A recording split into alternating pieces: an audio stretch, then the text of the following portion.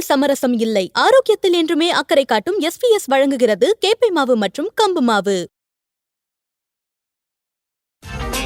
Welcome to imperfect show finance.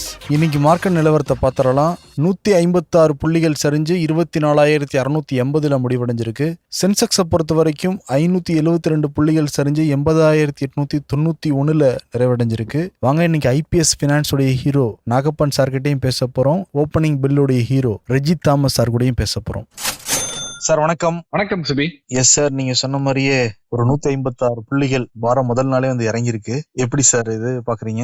இல்ல, இது நம்ம வெள்ளிக்கிழமை பேசணும் இல்லையா? வெள்ளிக்கிழமை இறங்கினதை மட்டும் நம்ப முடியாது. திங்கள் அன்னைக்கும் கொஞ்சம் இறக்கம் இருந்தால்தான் நம்ம நெகட்டிவ் ட்ரெண்டை நோக்கி போறோம்ங்கிறது உறுதிப்படுத்தப்படும். வெள்ளி வார இறுதி நாளா இருக்கிறதுனால இன்று வார துவக்க நாள்லயே இவ்வளவு வீக்னஸ் இருக்குங்கிறத நம்ம கொஞ்சம் கவனமா கவனிக்கணும். என்ன காரணம்னா வேறு 2-3 விஷயங்கள் சொல்லணும். செக்டார் எடுத்துக்கிட்டீங்கன்னா கூட 2 செக்டாரை தவிர pharma and FMCG, maybe health care அதோட சேர்த்துங்க. இதை தவிர எல்லா செக்டாருமே down. Nifty 50, Nifty 100, 200, 500 broader market எல்லாமே டவுன். அதே மாதிரி அட்வான்ஸ் டிக்ளைன் பாத்தீங்கன்னா டிக்ளைன் அட்வான்ஸை விட கிட்டத்தட்ட 3 மடங்கு கிட்ட இருக்கிறத பாக்குறோம். அப்பர் சர்க்கியூட்டோட லோயர் சர்க்கியூட் அதிகம், 52 வீக் ஹையோட லோ அதிகம். எல்லாமே இருந்தால் கூட 2-3 காரணங்களை நம்ம சொல்லலாம். முதலாவது, நம்ம இந்த week started with positive news. என்னன்னா யூரோப்பியன் யூனியனோட அமெரிக்கா இந்த டாரிஃப் வர ஒரு எண்டு கொண்டு வந்துருச்சு. 15% டியூட்டி யூரோப்பியன் யூனியன்ல இருந்து அமெரிக்காவுக்கு வர்றதுக்கு அப்படிங்கிறது அவங்களுக்கு ஒரு பெரிய ரிலீஃப். அது ஒரு சுமூகமாக முடிஞ்சதுனால week started with positive news. அதனாலதான் நீங்க பாத்தீங்கன்னா ஜாப்பனீஸ் மார்க்கெட் மட்டும் 1% வீழ்ந்திருக்கு. மற்றபடி ஐரோப்பிய பங்கு சந்தைகள், மற்ற ஆசிய பங்கு சந்தைகள் எல்லாமே இன்னைக்கு பாசிட்டிவா தான் இருக்குது நம்ம பாக்குறோம். சோ இங்கேயும் பாசிட்டிவா இருந்திருக்கணும். பட் இல்லாததுக்கு காரணம் 2-3 காரணங்களை சொல்லலாம். முதலாவதாக ஐடி நிறுவனங்கள், தகவல் தொழில்நுட்ப துறை சார்ந்த நிறுவனங்கள், சில நிறுவனங்கள் ப்ராஃபிட் குறைஞ்சதை போட்டிருந்தாங்க. சில பேர் ப்ராஃபிட்டினுடைய அதிகரித்த வேகம் மட்டுப்பட்டிருப்பது, கைடன்ஸ் ரொம்ப சுமாரா கொடுத்திருக்குது. இப்படி எல்லாம் இருந்தால் கூட இப்ப கடந்த 2-3 நாட்களாக பேசுபொருளா இருப்பது பாத்தீங்கன்னா TCS, டாடா கன்சல்டன்சி சர்வீசஸ் அவர்கள் குளோபல் ஒர்க் போர்ஸை குறைக்க போறேன், 2% குறைக்க போறேன் அப்படின்னு சொல்லியிருக்காது. அது 12,000 ஜாப்ஸ் அது குறைக்கும் அப்படிங்கிறது ஒரு கணக்கு சொல்றாங்க. இது ஒரு நெகட்டிவ், இது ஒரு தொடக்கமாக பார்க்கப்படுகிறது. ஆர்டிபிஷியல் இன்டெலிஜென்ஸ் வந்ததுனால அதன் காரணமாக என்ட்ரி லெவல் ஜாப்ஸ் நிறைய காலி ஆகும்னு தொடர்ந்து ஓராண்டுக்கு மேலாக பொதுவாக சந்தையில் பேச்சு இருந்து வருகிறது. பட் அப்ப கூட தொடர்ந்து போன குவார்டர் காலாண்டு, அதுக்கு முந்தைய காலாண்டு பார்த்தா கூட நாங்கள் ஃப்ரெஷ் ரெக்ரூட்மெண்ட் பத்தி எல்லாம் எல்லா நிறுவனங்களும் பேசிக்கிட்டு இருந்தாங்க. பட் இப்போது முதல் முறையாக நான் நினைக்கிறேன், நான் அவதானித்த வரையில் இது ரொம்ப இந்த மாதிரி ஒரு நெகட்டிவான ஒரு ரெக்ரூட்மெண்ட்டை நிறுத்துறது மட்டும் அல்லாது கட் பண்ண போறோம்னு சொல்லி இருக்குது. சோ இது சந்தையில் நெகட்டிவா பார்க்கப்படுகிறது. பட் அவர் கீர்த்திவாசன் TCS தலைவர் என்ன சொல்லியிருக்காரு அப்படின்னு பார்த்தீங்கன்னா, அவர் சொல்றது நாங்க ஏஐனால கிடையாது, ஏஐனால எங்களுக்கு ப்ரொடக்டிவிட்டி 20% கெயின் ஆகுது, அதனால நாங்க ஆளை நிறுத்தல. ஸ்கில் மிஸ் மேட்ச் இருக்கு, எங்களுக்கு தேவையான ஸ்கில் உள்ள ஆட்கள் இல்ல, அதனால இருக்க ஆட்களை நாங்க எந்த விதமான வேலையும் கொடுக்க முடியல, வேறு எந்த வேலையும் கொடுக்க முடியாமல் சும்மா உட்கார வச்சிருக்கோம். அதனாலதான் நாங்க இந்த ஃப்ரெஷ் ரெக்ரூட்மெண்ட் இது பண்ணிட்டு ஆட்குறைப்பு பண்ணலாம்னு நாங்க யோசிச்சுட்டு இருக்கோம். நாங்க இன்னுமே we will continue to look for high quality talent, acquire high quality talent அப்படின்லாம் சொல்லியிருக்காரு. ஸோ ஹை குவாலிட்டி டேலண்ட்னு சொல்லும் பொழுது ஒரு மிடில் லெவல், லெவல் 1, லெவல் 2ல அவங்க சொல்றது கிட்டத்தட்ட 5 லட்சம் பேரை நாங்க போன வருஷம் ட்ரெயின் பண்ணிருக்கோங்கிறாங்க என்ட்ரி லெவல்ல. அதே மாதிரி 1 லட்சம் பேர் அட்வான்ஸ் ஸ்கில்ல ட்ரெயின் பண்ணிருக்கோங்கிறாங்க. ஏன்னா இன்னைக்கு கிராஸ் ஸ்கில்லிங்னு சொல்றது, அப் ஸ்கில்லிங்னு சொல்றது, உங்களுக்கு தெரிந்ததை இன்னும் மேம்பட்டு தெரிந்து கொள்வது, உங்களுக்கு தெரியாத ஒரு விஷயத்த அதுக்கு சம்பந்தப்பட்ட ஒண்ணு தெரிஞ்சுக்கிறது. ஸோ இந்த கிராஸ் ஸ்கில்லிங் அண்ட் அப் ஸ்கில்லிங்கிறது ரொம்ப தவிர்க்க முடியாத ஒரு விஷயமாக இன்று இருக்கிறது. அது உங்களுக்கு தெரியாதுங்கிறதுனால ஆளை வேலை தூக்கி போட முடியாதுங்கிறதுனால TCS மாதிரி நிறுவனங்கள் இதுல முதலேயே ஆரம்பிச்சிட்டாங்க. இருந்தும் கூட இந்த மாதிரியான ஒரு சூழல் இருக்கிறது. என்ன காரணம்ங்கிறத நிறைய பேர், கணேஷ் நடராஜன் இதுல ரொம்ப இந்த துறையில் ரொம்ப வருஷமாக இருக்கக்கூடியவர் சொல்லியிருக்காரு. கிட்டத்தட்ட 1 மில்லியன் ஜாப், அதாவது 10 லட்சம் வேலைகள் ரிடண்டன்ட் ஆகும், தேவையில்லாமல் போகும் ஆஸ் ரிசல்ட் ஆஃப் ஏஐங்கிறத அவர் சொல்றாரு. இது கொஞ்சம் பயமுறுத்துற மாதிரி இருந்தால் கூட அவர் சொல்லக்கூடியது எங்கன்னா டெஸ்டிங், திரும்ப ஒரு ஐட்ரேஷன், ஒரு விஷயத்தை பண்ணக்கூடியது இருக்கு இல்லையா, மெக்கானிக்கலா, அந்த மாதிரியான விஷயங்கள்,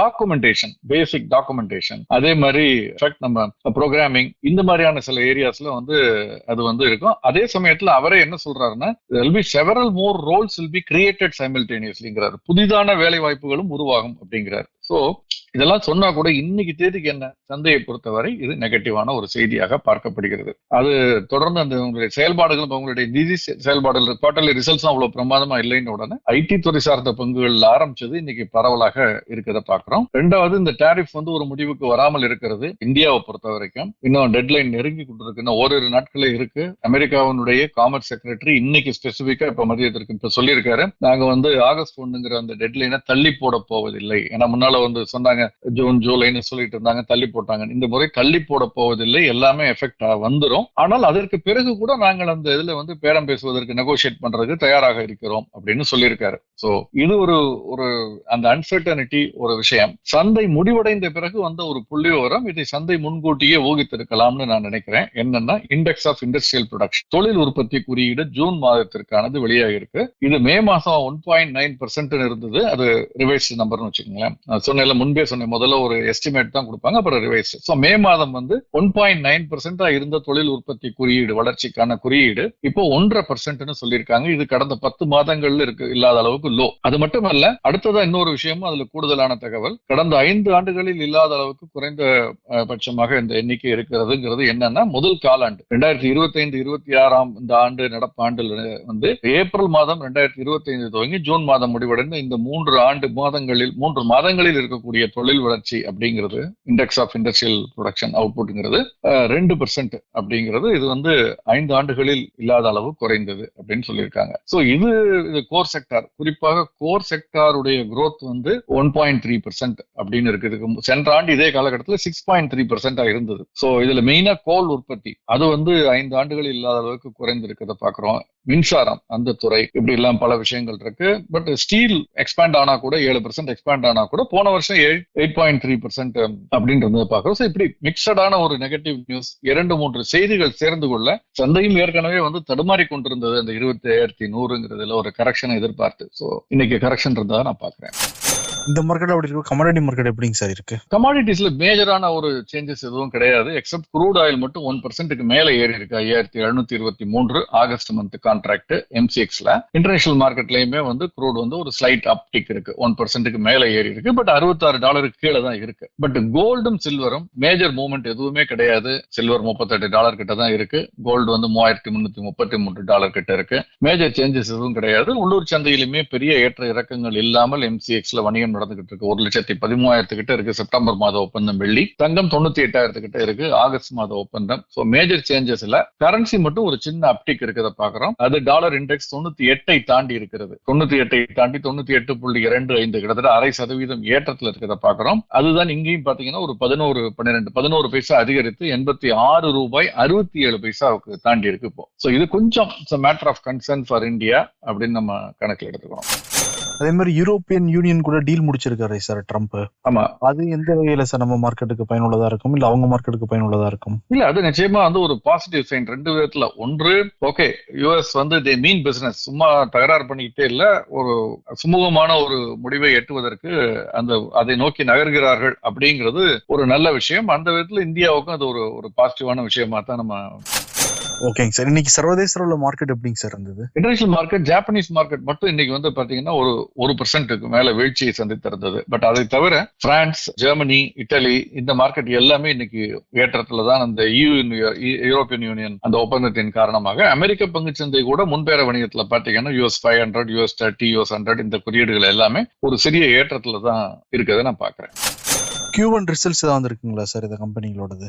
இன்ஃபேக்ட் அதுவும் கூட ஒரு காரணம் இன்னைக்கு வந்து பங்குச்சந்தையினுடைய இறக்கத்துக்குன்னு சொல்லலாம். அதுல பாத்தீங்கன்னா கோட்டக் இதனுடைய கடந்த 2-3 நாட்களாக வந்த முடிவுகள் ஒன்னொன்னா பாத்துக்கிட்டு வரும் பொழுது இப்ப கோட்டக் நேற்று முன்தினம் விடுமுறைங்கிறதுனால இப்ப கோட்டக் மஹிந்திராவுடைய முடிவுகள் வந்தது. ஸ்டாண்ட் அலோன் நெட் ப்ராஃபிட் 3282 கோடி. இது வந்து இதற்கு முந்தைய ஆண்டு இதே காலகட்டத்தில் 3520 கோடி, இப்ப 3282 கோடி, 7% வீழ்ச்சி, இறக்கம். சோ இது வந்து இன்ஃபேக்ட் இதுல ஒரு ஒன் டைம் கெயின் ஒன்னு இருந்தது. நம்ம பேசுவோம் இல்லையா, ஜெனரல் இன்சூரன்ஸ் பிசினஸ் வித்தாங்க. சோ அதனால அதையும் இன்க்ளூட் பண்ணா அன்அட்ஜஸ்டட் பார்த்தா 6250 கோடி. சோ நம்ம அதை பார்க்க கூடாது. நம்ம சொல்லியிருக்கோம் 6250 கோடியில வந்து மேஜர் பார்ட் 3000 கோடி வந்து கிட்டத்தட்ட வந்து அது அந்த ஒன் டைம் அந்த ஜெனரல் இன்சூரன்ஸ் பிசினஸ் வித்ததுனால வந்த லாபம்ங்கிறதுனால அதை ரிமூவ் பண்ணிட்டு பார்க்கணும். நார்மலைஸ்டு அப்படின்னு பார்க்கும் பொழுது இந்த மாதிரி இது வந்து ப்ரொவிஷனிங் கண்டிஜென்சிஸ் ரொம்ப அதிகமா இருந்தது, ப்ரொவிஷனிங் அதிகமா இருந்ததுன்னு சொல்றாங்க. இன்ஃபேக்ட் நெட் இன்ட்ரெஸ்ட் இன்கம்னு சொல்லக்கூடிய NII 6% அதிகரிச்சிருக்கு.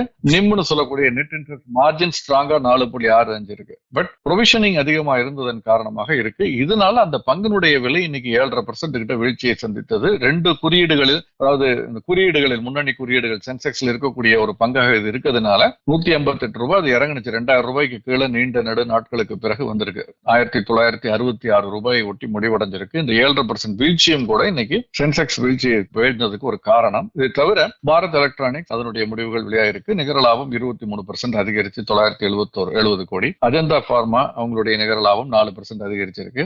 மேலும் பல முடிவுகள் வந்துகிட்டு இருக்கு. நம்ம வர பார்க்கலாம். சார், இந்த வாரம் ஐபிஓ என்னென்ன சார் வரப்போகுது? இதெல்லாம் லிஸ்ட் ஆயிருக்கு. இன்றைய தேதியில 2 மெயின் லைன் ஐபிஓ, அது போக ஒரு 5 எஸ்எம்இ ஐபிஓ வந்து ஓபன்ல இருக்கிறத பார்க்கலாம். Main line IPO brigade hotel ventures அப்படிங்கிறது போன வாரம் துவங்கியது. இப்ப இன்னைக்கு முடிவடைகிறது. 85 ரூபாயிலிருந்து 90 ரூபாய் பங்கு விலைன்னு வச்சிருந்தாங்க. 2 மடங்குக்கு மேல் விண்ணப்பம் பெறப்பட்டு விட்டது. ஒன்னும் பிரச்சனை இல்ல. 2வது சாந்தி கோல்டு இன்டர்நேஷனல் லிமிடெட், இது நாளை முடிவடைகிறது. இவங்களுக்கு தேவையானதை விட 3 மடங்குக்கு மேல் விண்ணப்பங்கள் பெறப்பட்டு விட்டது.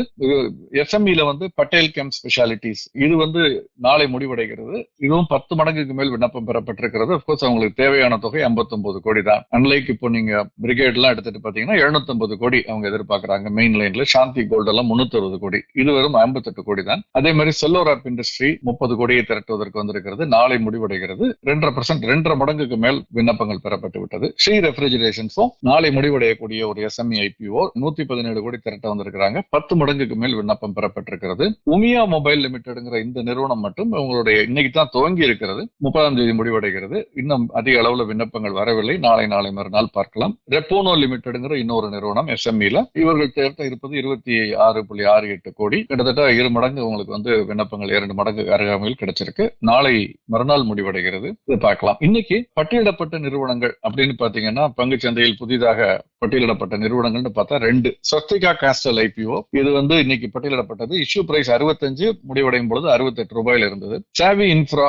அப்படிங்கிற லாஜிஸ்டிக்ஸ் அப்படிங்கிற நிறுவனம் 120 ரூபாய் பங்கு வெளியிட்டார்கள் சென்ற வாரம். இன்னைக்கு 143 ரூபாய்க்கு மேல முடிவடைஞ்சிருக்கு. இது வந்து 106 மடங்கு சப்ஸ்கிரைபான பங்கு. முதல்ல சொன்ன அந்த ஸ்வஸ்திகா கூட 4 மடங்கு, கிட்டத்தட்ட 5 மடங்கு விண்ணப்பங்கள் பெறப்பட்டது. 65 ரூபாய் வெளியிட்டார்கள். 68 ரூபாய்க்கு பட்டியலிடப்பட்டிருக்கு. வரக்கூடிய நாட்கள்ல மிக முக்கியமாக எதிர்பார்க்கக்கூடிய ஒரு ஐபிஓ என்எஸ்டிஎல் ஐபிஓ. இந்த என்எஸ்டிஎல் ஐபிஓல என்எஸ்டிஎல் விட, ஏன்னா இது ஆஃபர் ஃபார் சேல், அதிகமாக பலன் பெற போவர்கள் இந்த பங்குகளை கையில் வைத்திருந்து இப்ப விற்கக்கூடிய பாரத ஸ்டேட் வங்கி, ஐடிபிஐ வங்கி, நேஷனல் ஸ்டாக் எக்ஸ்சேஞ்ச், HDFC வங்கி, இது உள்ளிட்ட இந்த மாதிரியான நிறுவனங்கள். ஏன்னா இவங்கெல்லாம் சில பேர் பாத்தீங்கன்னா, ஃபார் எக்ஸாம்பிள் ஐடிபிஐ வங்கி 2 கோடிக்கு மேல பங்குகளை விற்கிறாங்க. இந்த 2 கோடிக்கு மேல அவங்க விற்கக்கூடிய பங்குகளுடைய அடக்க விலை அவங்களுக்கு 2 ரூபா தான். இதை கிட்டத்தட்ட இன்னைக்கு 800 ரூபாய் கிட்ட அவங்க வந்து விற்க முயற்சி செய்கிறார்கள். இதன் மூலமாக அவங்களுக்கு 1700 கோடிக்கு மேல வந்து வரும் பெரிய அளவுல. அதே மாதிரி நீங்க பாத்தீங்கன்னா ஸ்டேட் பேங்க், இவங்க 2 ரூபாய்க்கு வாங்கினாங்க இந்த பங்கு. 40 லட்சம் பங்குகளை இன்னைக்கு 800 ரூபாய்னு கனெக்ட் பண்ணி பாத்தீங்கன்னா 320 கோடி ரூபாய் கிட்ட வரும். அவர்கள் முதலீடு செய்தது 80 லட்சம், கிட்டத்தட்ட 400 மடங்கு கிட்ட அவர்களுக்கு இதுல ஆதாயம். அது மாதிரி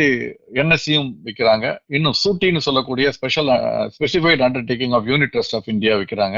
HDFC வங்கி விற்கிறாங்க. HDFC அடக்க விலை கொஞ்சம் அதிகம், 108 ரூபாய். அவர்கள் இன்னைக்கு இந்த விலை விற்கும் போது கூட 600 மடங்குக்கு சதவீதத்திற்கு மேல் அவர்களுக்கு லாபம் கிடைக்கும். Union Bank of India. So நீண்ட கால அடிப்படையில ஒரு நல்ல பங்குல முதலீடு செய்தால் என்ன ஆதாயம்ங்கிறதுக்கு இதெல்லாம் உதாரணம். இன்றைய விலையில வாங்கலாமா விற்கலாம்ங்கிறது நீங்க ஒரு நல்ல முதலீட்டு ஆலோசகருடைய ஆலோசனையை பெற்று முதலீடு செய்யலாம். இதை பற்றி மேல விவரங்கள் CDSLோடு ஒப்பிட்டு சில தரவுகள் வந்து அவங்களுடைய டிராஃப்ட் ரெட் ஹெரிங் ப்ராஸ்பெக்டஸ்ல கொடுத்திருக்காங்க. அவங்களே கொடுத்திருக்காங்க. யாரு? NSDL. அது ரொம்ப சுவாரஸ்யமான புள்ளி விவரங்கள் இருக்கு. நாளை முடிந்தால் நமக்கு நேரம் அனுமதிப்பின் அந்த NSDL ஐபிஓவை CDSLோடு ஒப்பிட்டு ஒரு சின்ன அனாலிசிஸ் நம்ம பண்ணி பார்க்கலாம். நிச்சயம் சார், நிச்சயம் சார்.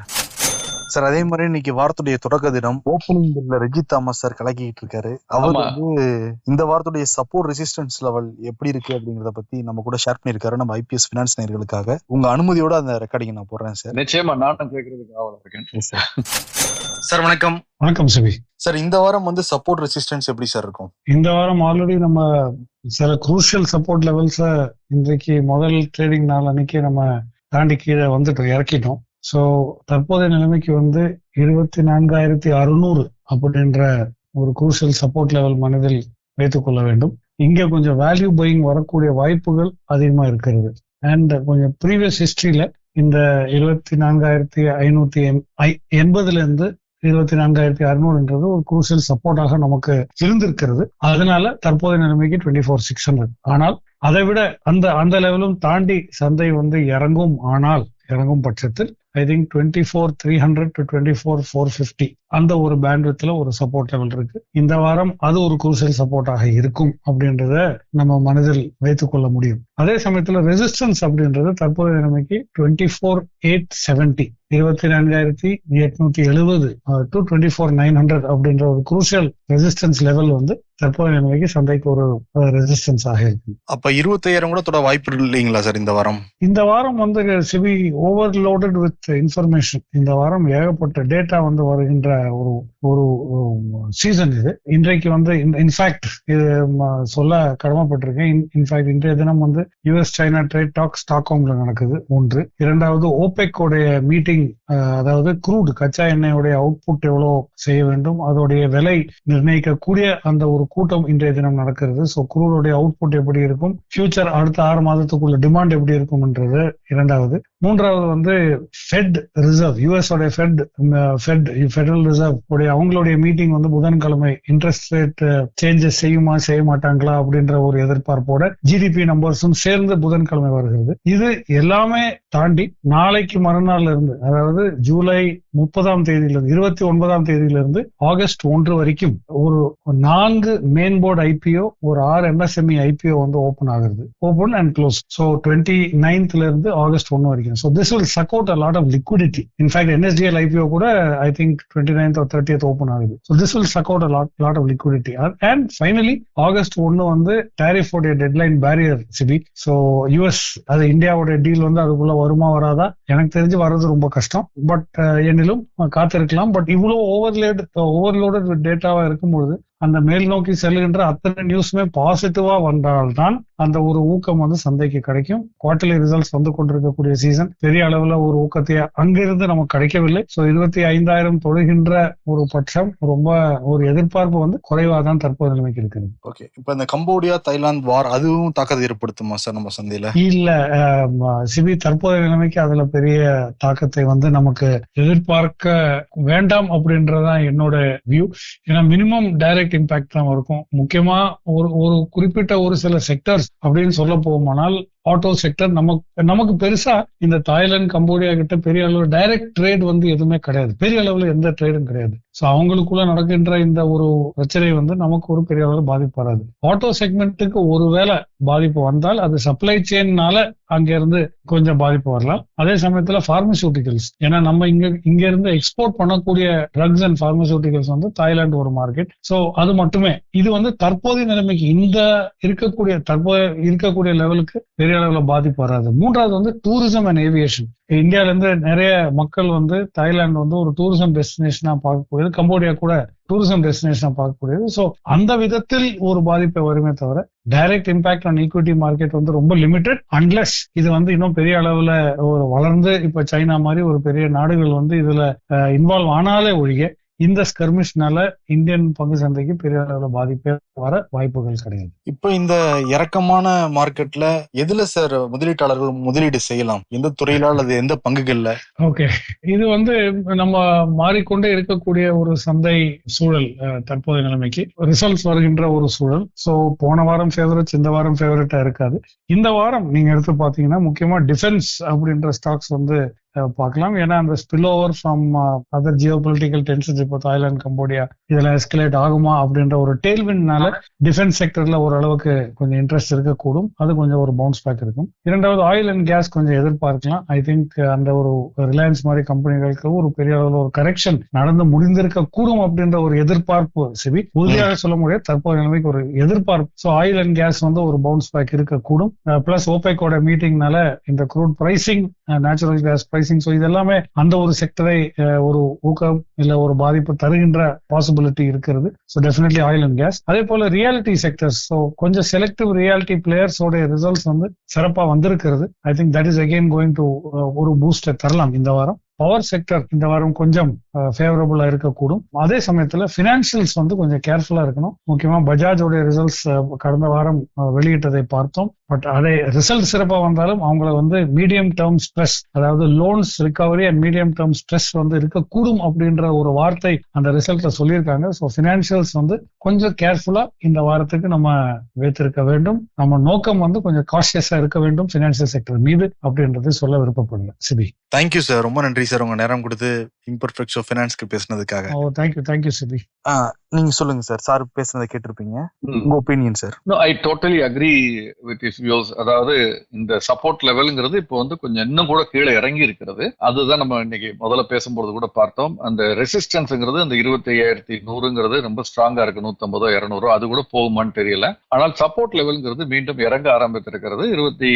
சோ அதனால அது நம்ம இந்த சப்போர்ட் ரெசிஸ்டன்ஸ் லெவல்ங்கிறது ஒரு negative, more towards negative side தான். பட் ஆனால் 2-3 விஷயங்களை நம்ம கவனிக்கணும். அவர் சொன்ன மாதிரியா நீங்க வந்து US ஃபெடரல் ரிசர்வ் புதன்கிழமை அன்னைக்கு மாலை அவங்க என்ன சொல்ல போறாங்கிறத பார்க்கணும். வட்டி விகிதம் குறித்து புள்ளி விவரங்கள், அதே மாதிரி பணவீக்கம் குறித்த புள்ளி விவரங்கள் என்ன சொல்ல போறாங்க, என்ன முடிவு எடுக்க போறாங்க அப்படிங்கறத பார்க்கணும். அந்த மாதிரியான சில முக்கியமான விஷயங்கள் இருக்கிறதுனால இந்த வாரம் கொஞ்சம் குரூஷியலான வீக் தான். டாரிஃப் ஒரு பக்கம், இன்னொரு பக்கம் இந்த மாதிரி US ஃபெட்டோட மீட்டிங் ஒரு பக்கம். நேற்று முன்னாள் பாத்தீங்களான்னு தெரியல, US ஃபெட்டோட தலைவர் நிக்கிறாரு ட்ரம்ப் பக்கத்துல. 2 பேரும் அந்த கேமராக்கு முன்னாலேயே 2 பேரும் அந்த பேசிக்கொண்ட விதம் வந்து சொல்லாம நீங்க முடிஞ்சா அதை கூகுள் பண்ணி பாருங்க, அப்ப என்னங்கிறது உங்களுக்கு தெரியும். சோ அதனால மிக முக்கியமான ஒரு வாரமாகத்தான் நானும் கருதுகிறேன். Fine sir, fine sir. Thank you sir. Thank you.